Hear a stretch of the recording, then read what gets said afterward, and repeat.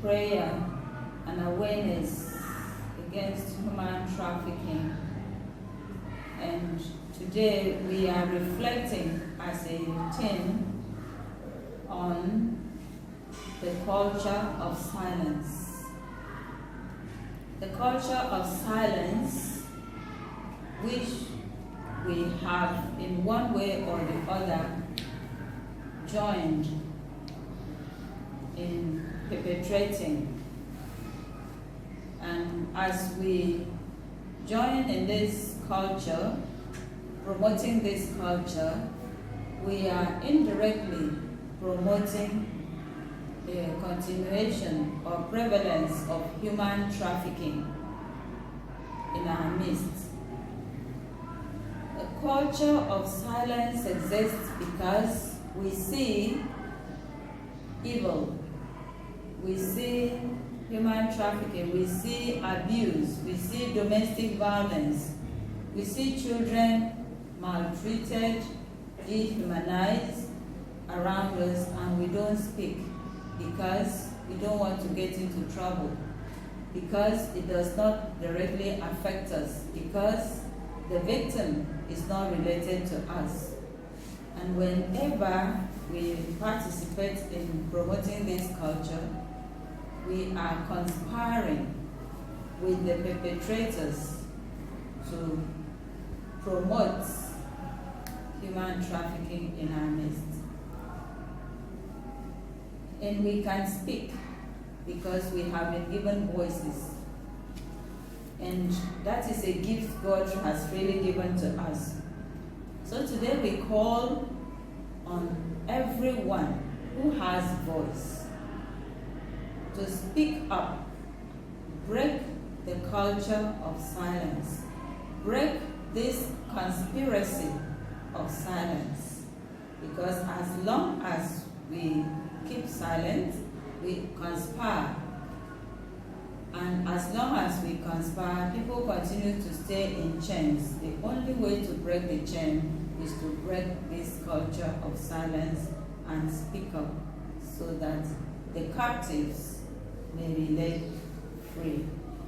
Look around you, in your neighborhood, in your families. Are there people who are using other people? Are there children who are being exploited? Domestic violence and domestic servitude, people who are poorly paid for what they do or not even paid at all, poor working conditions, forced to do things they don't want to do, sexual exploitation, sexual abuse. Sometimes even within the family there is sexual exploitation, and we are made to keep quiet because the perpetrator is influential, is a powerful person, and we don't want to disgrace the family. But someone is suffering, someone is in bondage, someone is trafficked. Today, as we reflect on breaking the culture of silence, what comes to my mind is what the good book says: love your neighbor as thyself. If we are to love our neighbors as ourselves, we wouldn't like to see them in suffering and go by without saying a word. If we love our neighbor as ourselves, we wouldn't like to see them being abused and maltreated and pass by without doing anything about it. If we can make our minds and be conscious of sharing love with one another, being our brother's keeper, I believe we will be able to break this culture of silence. This culture of silence, which is causing many to be deprived of their humanity, which is causing many to be deprived of their human rights, which is causing many to be depressed and oppressed in our society today, and being held in slavery and bondage. So I call on us all to make a conscious effort to show love to one another, show love to our neighbors. And as we do this, I know we would like to speak up to stop the abuses that are going on in our neighborhoods and our communities, so that many will be set free from slavery which they find themselves in. Let us show love and stop this culture of silence. Okay. The song by Sister Margaret, Can You See Me, tells us a lot of things that I think we are all overlooking. It's saying, I'm calling on you, don't overlook. Where we purchase our things, where the prices that we are being given, we think we are cool with it. Have we seen that person who is being used to bring the things that we purchase? Or in our various homes, have we seen the kids who are being exploited, who are being sent on the street to go and work? We see those things as normal. The silence that we keep means we are conspiring with those people who are embarking on such inhuman activity. And then conspiracy is a crime. In many countries and in our constitution, if you conspire, it's really a serious criminal offense. And so Sister Margaret is calling on us all not to keep silent. Even if we feel we can't voice out, I believe we can share with other people we think can help speak up for this kind of inhuman activity to end. And I also believe we can all take necessary steps by reporting such issues to the various departments who can handle, so that even if we don't want it to be like we are exposing people, when the various departments take up this responsibility to get in touch with those people doing those inhuman activities, it will help us all reduce human trafficking. So let us all stand and contribute to ending human trafficking.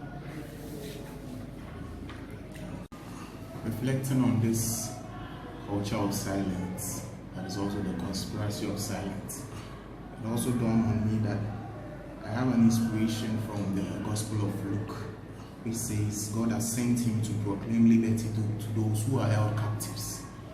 I believe that one way that we can also seek and help to break this culture of silence is to create an avenue where people who are being enslaved feel safe to share.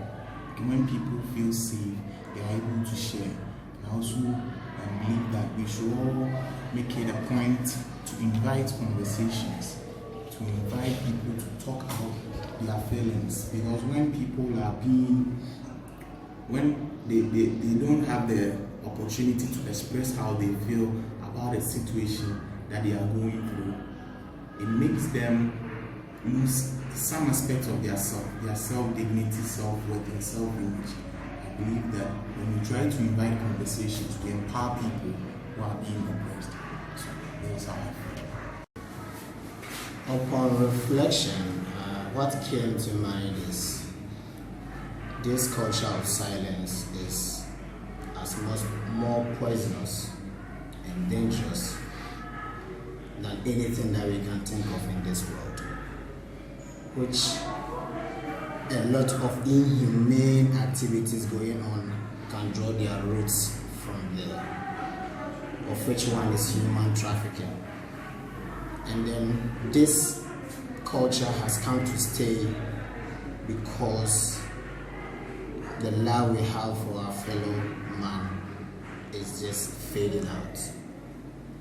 Secondly, we tend to attach certain feelings and also certain things to how we should behave towards our fellow human.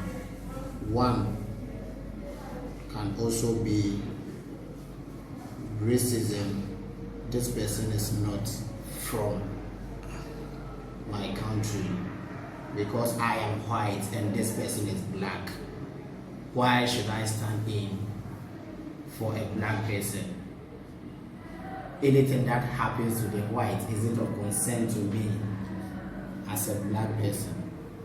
So this culture of silence is really leading us to a world of impunity, a world of instability, a world where truth has been put under the carpet and then lies are being proclaimed and lies are triumph. So if we can see our fellow human being as our own without attaching certain feelings that this person is not from my race, that this person is not from the same blood, I think together we can help fight human trafficking by doing away with this culture of silence. So I commit to end human trafficking